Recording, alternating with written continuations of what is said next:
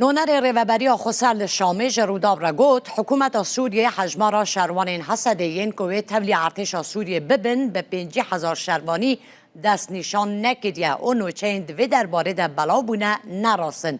د مدیا عربی ده هاتبو بلاف کرن که حکومت سوریه پیشنیارک پیشکشی هزین سوریه دموکراتیک کریه و تیده رازی بویه که 50,000 شروان حسده دناوا سه فرقیان و لیوایه که تایبت به جنه ده جه بگرن لی به مرجع که حسده هنک فرماندارین خود دور بخه و ری بده به ارتش سوریه جی در بازی باکور و رجلات سوریه ببه. عبدالکریم عمر جروداو را اونو چرات کرد و گفت تشتگوها نهاتیه پیشنیار کرن و هر سه فرقه و لیوای تایبت بجنه لحف کرن لسر هاتیه کرن.